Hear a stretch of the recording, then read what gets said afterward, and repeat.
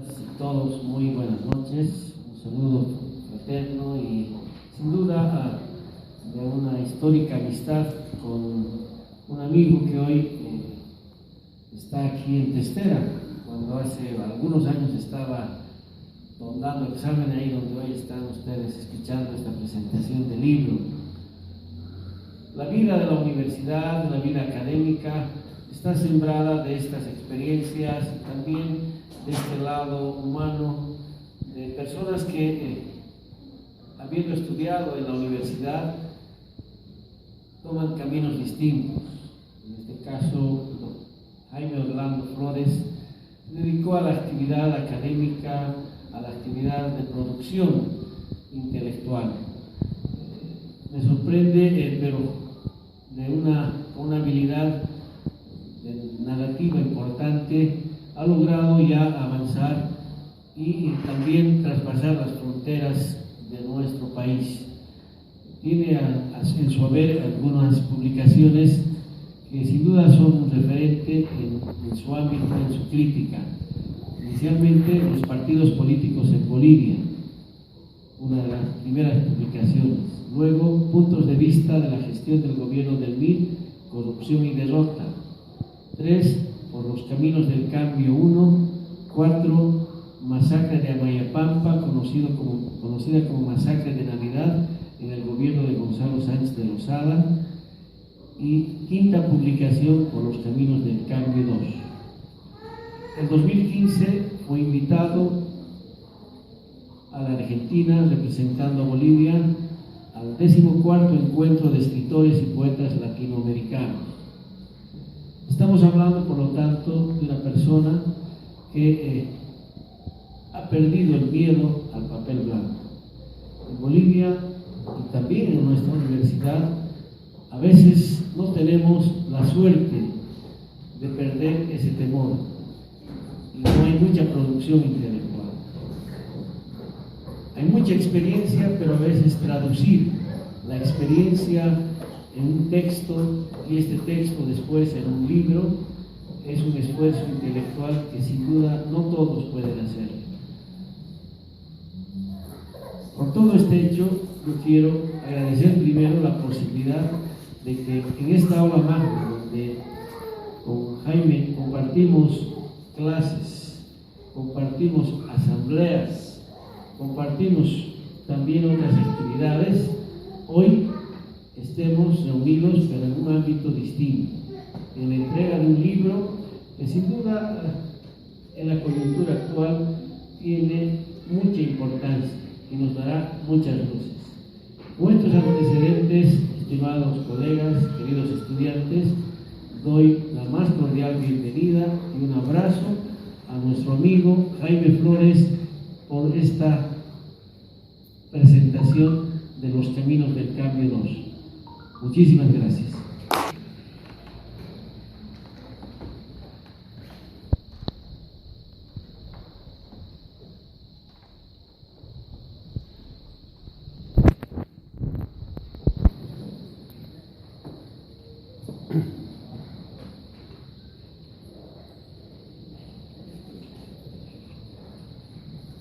Bueno, en principio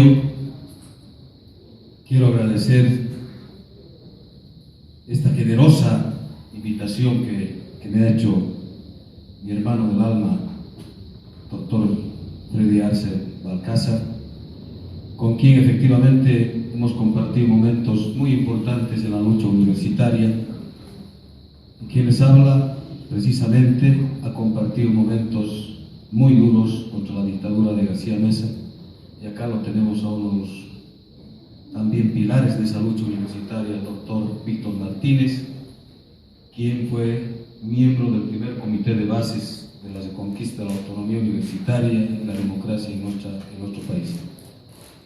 Sin duda que este ambiente de por sí nos llena de profunda emotividad y nuestras neuronas empiezan a alborotarse como para hacer una gesta y un inicio de una lucha universitaria de transformación, porque acá hemos hecho realmente actos importantes junto al hermano querido compañero esta ola magna es testigo de una de las gestas importantes, esto como introducción a lo que voy a hablar, de un hecho trascendente del movimiento cocalero, cuando por primera vez en su movilización con más de 50.000 almas se movilizaron a Cochabamba y no les abrieron la puerta. En aquel entonces estaba la UDP, Unidad Democrática y Popular, con el Partido Comunista a la cabeza, el MIR, no les abrieron la puerta a los hermanos campesinos cocaleros.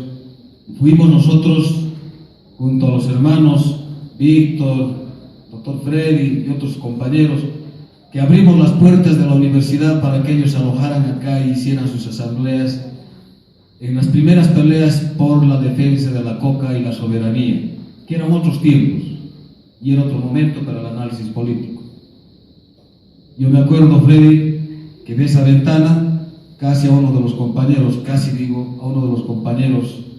a Víctor Soaznaba, que en paz descanse, un gran luchador universitario, un gran revolucionario, casi lo cuelgan por un malentendido. Habían infiltrados de la DEA y ellos hicieron correr la voz de que habían infiltrados y se referían a nosotros, los universitarios. Y yo felizmente no estaba acá, estaba el compañero Freddy, Víctor Hugo Soaznaba y la compañera Lenny Terrazas, a quienes casi los cuelgan de esa ventana porque creyeron que eran agentes de la DEA. Son estas cosas que nos han forjado. En realidad son estas lecciones que nos han ido templando para tener una conducta rectilínea en el transcurso de nuestra vida profesional, pero sobre todas las cosas como una conducta intachable de una moral y de principios que tienen que ver en absoluto con la entrega de nuestro sacrificio, nuestro esfuerzo en favor de la patria. Pero sobre todas las cosas, en favor de los más desposeídos de este país. Nuestras conductas han estado demarcadas en ese ámbito. Por eso es que yo combino el esfuerzo de escribir desde novela, poemas de contenido social, de contenidos profundamente emotivos, pero sobre todas las cosas tengo la obligación de contribuir a los movimientos sociales y en este caso a la universidad con ideas y valores respecto del proceso que estamos viviendo. Este fue uno de los primeros libros, o mejor dicho, el primer libro, que se llama Por los Caminos del Cambio 1, una visión crítica y autocrítica que se gestó con Evo Morales Ayma, presidente. Acá ya empiezo a señalar algunos aspectos que hacen a la crítica y a la autocrítica, a una visión profundamente crítica de un proceso que se gestó precisamente con el movimiento hacia el socialismo. Y entre esos aspectos, como introducción, para que ustedes se ubiquen, por eso tiene esa virtud de estas dos obras. El año 2009 ya hablaba y proponía algunos aspectos centrales sobre el tema del cooperativismo minero en Bolivia. Ustedes se acordarán, seguramente muchos de ustedes jóvenes, que había ya un conflicto entre cooperativistas y asalariados de Comibol en la mina de Huanuni, donde hubieron también muertos entre hermanos de clase, donde el gobierno no participó de manera categórica para orientar y para tomar acciones que les permitan orientarse de manera pertinente a los hermanos mineros cooperativistas y de Comibol. Dejaron pasar los años. El año 2012, después de un acuerdo de convivencia fraterna, entre comillas, en el gobierno, el 2012 volvemos a tener un cruento enfrentamiento de cooperativistas contra el gobierno, esta vez contra el gobierno, de manera frontal, de manera violenta. Sin embargo, de esta experiencia tan dura, han pasado por lo menos desde el 2012 al 2016, más de 3 años, no se dieron respuestas desde el punto de vista doctrinal y jurídico para responder y ubicar de manera correspondiente a esta actividad minera. En ese entonces yo planteé de manera categórica que los yacimientos que corresponden a los recursos naturales del Estado boliviano debían haberse nacionalizado para una mejor distribución, mejor dicho, para una distribución equitativa y ecuánime entre los bolivianos.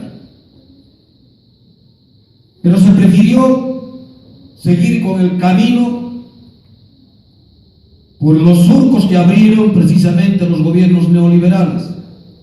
El cooperativismo minero nace a raíz de la relocalización minera con más énfasis, de la más relocalización minera.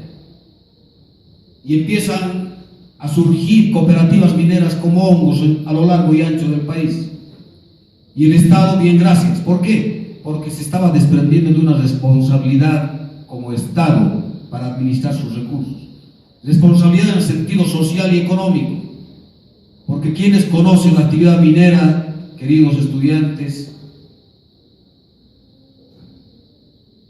van a entender que el sistema cooperativo es una explotación infrahumana de hombres y mujeres que no tienen las condiciones, las mínimas condiciones para entrar al interior mina y explotar los yacimientos de estaño, de plata o de zinc.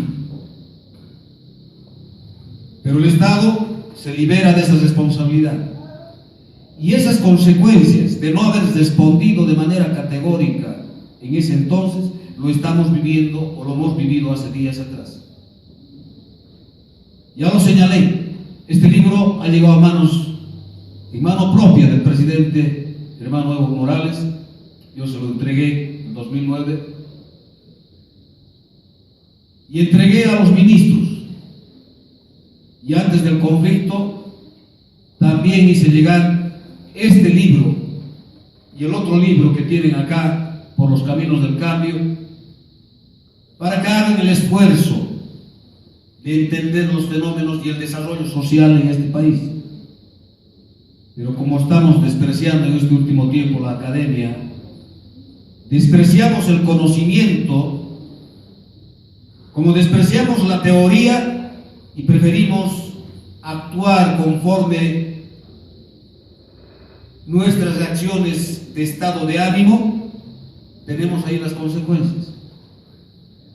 Tenemos más de 4 muertos o 3 muertos de hermanos bolivianos, entre el viceministro y los trabajadores mineros. Por eso es importante, esto que sirva como una introducción, por eso es importante entender lo que les voy a decir, voy a describir, tratar de describir de la manera más didáctica este libro. Quiero empezar diciendo, como es natural, un triunfo o los triunfos electorales, vistos de la forma más simple y en forma aritmética, por supuesto que generaron emociones encontradas, tanto en la sociedad civil, la militancia, los amigos y simpatizantes del MAS, como en la oposición, que no alcanzaba a escudriñar, menos a labrar planteamientos programáticos. Y ustedes son testigos. Cómo se batían palmas por triunfos contundentes en las urnas. Empero, por la responsabilidad intelectual, estoy obligado a decir lo que pienso, catalizando el sentimiento y las preocupaciones de la sociedad civil. En este sendero de la reconstrucción de la patria que todos queremos, seguirán habiendo hombres y mujeres que no aceptarán la crítica porque en sus limitaciones y en la miopía que nace del poder mal concebido, pensarán siempre que la arbitrariedad y la arrogancia que nos heredaron las mafias que nos gobernaron tienen preeminencia en su pensamiento y en su práctica. No está de más enfatizar que la crítica y la autocrítica es el instrumento más idóneo para corregir errores y dejar claramente testimonio, o mejor dicho, dejar un claro testimonio a nuestro pueblo de una acción distinta al politiqueo de los neoliberales. Testimonio que cale hasta las entrañas de nuestros hermanos bolivianos para que tengan la constancia de que están frente a protagonistas de otra laya, de patriotas dispuestos a devolver la ilusión a hombres y mujeres de nuestra patria, con la decisión de demostrar a lo largo y ancho del país que la política es servicio a la patria y no un medio eficaz para asaltar las arcas del Estado o un medio descarado para engordar sus arcas personales. En este esfuerzo singular, pongo en consideración mis puntos de vista que sirvan de aporte en el análisis y sean tomados en cuenta a la hora de la acción revolucionaria en este proceso que estamos viviendo. Está claro que no necesito granjearme adulaciones y favores, porque soy un convencido de la necesidad ineludible para recoger ideas, que recoger ideas en el inmenso camino es obligación de todo funcionario público que tiene que ver con la administración del Estado. Ya dije, es natural que a estas alturas del proceso, después de varias apabullantes derrotas infligidas a la oposición y de las victorias contundentes de Evo Morales Ayma, creen que todo, o creyeron que todo ya estaba oleado y sacramentado. Al contrario, hoy más que nunca la patria reclama utilizar toda nuestra inteligencia para evacuar a los parásitos que se prendieron del proceso histórico. Para los revolucionarios debe estar claro que la victoria o que las victorias obtenidas son efectivamente contundentes o han sido contundentes, pero que esa contundencia debió servir para asumir una conducta absolutamente humilde, una conducta reflexiva para entender este proceso social que estamos viviendo, para ser más didácticos a la hora de utilizar el instrumento más eficaz en política, es decir, la autocrítica. Procuraremos efectuar un análisis cronológico de los acontecimientos que nos obligará a buscar nuestros errores y si aún existe tiempo, reitero, y si aún existe tiempo, estamos obligados a reconocerlos con la voluntad y la fuerza de nuestros ancestros. A la hora de asumir una tarea histórica que impuso la patria, solo existe una disyuntiva: o somos generosos para enmendar nuestros errores, o fatídicamente estamos en el camino de la derrota histórica, porque no fuimos capaces de ponernos a la altura de los acontecimientos sociales. Nada más ridículo. Hace 2 días yo estuve reunido con los hermanos cooperativistas que fueron ejecutivos de la Confederación Nacional de Cooperativas Mineras. Ellos lo han asumido como una puñalada en la espalda, como una gran traición con quienes ayer llegaron al gobierno y hasta ahora siguen conviviendo en la misma cama, porque no se olviden que hay asambleístas, senadores y diputados en la Asamblea Nacional. Estos fenómenos tienen que ser explicados de manera crítica y autocrítica. Pero no, se asume una actitud absolutamente arbitraria y de soberbia. Yo digo soberbia colonial. Ustedes se acordarán, muchos de ustedes lo han debido conocer a don Carlos Sánchez Berzaín. Un ejemplo típico de un pequeño burgués tecnócrata, arribista y soberbio. Pero resulta que ni el poncho ni las abarcas habían cambiado y habían sido determinantes para el pensamiento y la estructura mental. Si no había sido determinante la estructura mental que aprendemos en las escuelas, los colegios y las universidades para tener una forma de pensamiento. Y esa forma de pensamiento ahora lo estamos viendo en algunos ministros, que no entienden lo que está pasando en el país. Esta obra tiene esta virtud, porque en febrero del 2000, mejor dicho, el 18 de febrero de este año, días antes del referéndum,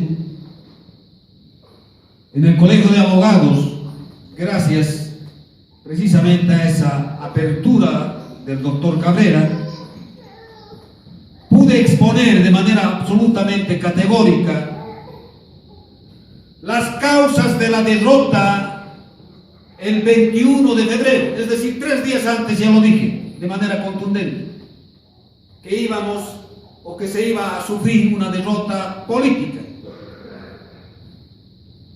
precisamente a consecuencia de estos aspectos que he señalado como introducción. Pero que no se entendió. Primero, el referéndum por las autonomías, que fue un referente también, una medida política para reaccionar, que no se entendió adecuadamente. Después vino el referéndum para la reelección, que tampoco se entendió. Las explicaciones que se daban simplemente eran explicaciones de alto contenido de soberbia, simplemente de tratar de considerar que los bolivianos somos cretinos y somos idiotas, que no nos damos cuenta y que solo vamos a las urnas y tenemos la obligación de votar. Pero no ocurrió eso. Ya lo dije, pero lo dije por las siguientes razones. ¿Qué está pasando en el país? Hay problemas estructurales. Primero, el tema del narcotráfico. Es un problema ciertamente incómodo. El tema del narcotráfico tiene mucho que ver con algunos movimientos sociales, y lo digo de manera absolutamente categórica, que con un brazo levantan el brazo izquierdo y con el brazo derecho están produciendo cocaína. Y para decir lo que acabo de señalar, he tenido que recurrir pues a la investigación, a la comprobación objetiva de los hechos. Y eso es lo que hice, yendo a los lugares de donde proceden los hermanos cocaleros, es decir, a sus pueblos de origen, donde ahora ya no producen papa en abundancia, ya no producen oca, ya no producen trigo, ya no tienen chuño en abundancia como para comercializar, sino muchas familias se han dedicado al narcotráfico. Son territorios libres, absolutamente inexpugnables para el Estado, no puede ingresar el Estado. Y ustedes se acordarán, han debido escuchar noticias, a los lugares donde ha ingresado la policía y los fiscales, poco menos que los fiscales han sido linchados, y los jueces competentes también. Ustedes se deben acordar que han muerto 5 policías enterrados vivos. Una práctica que después se hizo también en Apolo, donde murió un médico un inocente profesional que solo ha tenido el pecado de ir a hacer servicio a las comunidades de Apolo, cerca al Altovene. Esas prácticas se han ido repitiendo a lo largo y ancho, o como las muertes de Pisana, donde también han muerto policías. Nos quieren hacer creer que no pasa aquí nada, y eso no es verdad. ¿Cuántos dirigentes se han atrevido a hacer apología del delito, a hacer declaraciones públicas señalando que compran placas de automóviles para poner para sus vehículos en el Chapare y puedan circular sin ningún problema? Lo han dicho públicamente. ¿Ustedes han sido testigos de que algún fiscal de materia ha ido a intervenir y ha detenido a esa persona? No. O hay de que vaya a detenerlo. Regresaría en cajón. Una cosa más ridícula: ustedes vayan por Confital alguna vez con sus familiares o en algún bus, van a percatarse cualquier cantidad de vehículos indocumentados, sin placa, y resulta que en la tranca a los que estamos circulando de manera legal nos piden licencia, nos piden carnet, nos piden documentos, nos piden todo, pero a 2 metros hay cualquier cantidad de vehículos indocumentados. Entonces, ¿qué estamos haciendo? Cuando yo fui a hacer estas investigaciones a Norte Potosí, ingresando al pueblo colonial de Chayanta por la calle principal con mi pareja, resulta que ella se percata y me dice: hay un vehículo que está viniendo hacia nosotros que parece un Ferrari, un auto de lujo. Efectivamente no era un Ferrari, pero era de lujo. Se acerca, se aproxima, y yo me acerco para ver quién estaba conduciendo. Efectivamente estaba conduciendo un hermano original. Son estos elementos que tienen que permitirnos hacer un análisis concienzudo, responsable, para decir: por acá estamos equivocados, por acá tenemos que transitar. Pero no se hace. Es preferible el silencio cómplice, o finalmente los pequeños escenarios o show, como se dice popularmente, de algunas batidas, algunas operaciones de intervención, etc. Para la televisión pasa unos días y sigue nomás la situación. Un aspecto central que de manera muy simple he tratado de explicar, que la población y los ciudadanos bolivianos ven cotidianamente y se hastían, se cansan y se claman por qué no se interviene de manera adecuada. No se puede convivir y conectar con el delito. Ese es un principio. Y peor si estamos hablando entre revolucionarios. Y otra de las cosas, en este mismo ámbito del análisis, otro de los aspectos centrales, el tema de la corrupción. Yo me he permitido escribir en el libro con datos, con fuentes fidedignas sobre el tema del fondo indígena. ¿Por qué hay el tema de corrupción en el Estado? No es problema tampoco casual, es un problema de estructura mental. Porque quienes se han incorporado al Estado creen que es la oportunidad de ahora o nunca. Y aquí viene la reflexión para ustedes, queridos estudiantes. Muchos de los que se han incorporado al órgano judicial han entrado también con esa filosofía del ahora o nunca. Es decir, que después de salir de las aulas universitarias ya están muy preocupados por ver el bolsillo del ciudadano,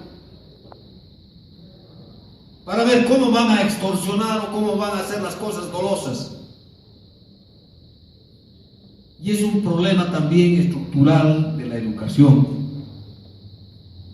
Estamos perdiendo los valores y los principios éticos.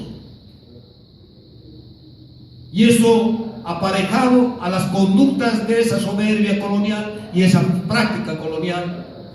Porque después de la elección de jueces y magistrados, que ustedes se acuerdan, que no estuvo mal, no está mal en sí mismo la elección de jueces y magistrados. Pero ¿qué ha pasado? Inmediatamente los movimientos sociales se adueñan de las decisiones y la elección de las autoridades jurisdiccionales. Yo les puedo señalar ejemplos, pero resulta que eso ha distorsionado absolutamente y ha colapsado y en definitiva ha llevado a la profunda crisis que estamos viviendo en este momento en el sistema judicial. Y acto seguido hacemos una gran cumbre judicial que era más una asamblea de dirigentes que la discusión académica, porque deberían ir ahí estudiantes de derecho, decanos, profesionales abogados, entendidos en la materia, a discutir el problema de la crisis de justicia. Pero no lo han hecho. Porque no hay la voluntad política, es decir, en otras palabras, no nos interesa la independencia judicial del órgano judicial, no nos interesa. Y si no nos interesa la independencia del órgano judicial, estamos diciendo que no hay Estado de Derecho. Y ustedes como estudiantes saben exactamente a qué me refiero. Son estos aspectos centrales que no se quiere debatir y le damos el discurso a la derecha. Le damos el discurso a la oposición. Oposición y derecha que no tiene ni programa ni tiene pensamiento ideológico en este momento. Porque con la derrota sufrida con este proceso han perdido casi poco menos que el alma. Y si ustedes son testigos, todos los días van a escuchar, solamente se dedican a diatribas, insultos, calumnias, pero nunca a planteamientos serios, de decir, por este camino vamos a transitar, de esta manera vamos a corregir las cosas, y esto es lo que planteamos al pueblo boliviano. ¿Con qué facilidad les damos el discurso? ¿Con qué facilidad servimos la mesa a la oposición y a la derecha? A los que históricamente fracasaron en este país. Poco menos que vamos y le estamos dando oxígeno boca a boca para que reaccionen. Y no entendemos, no queremos entender.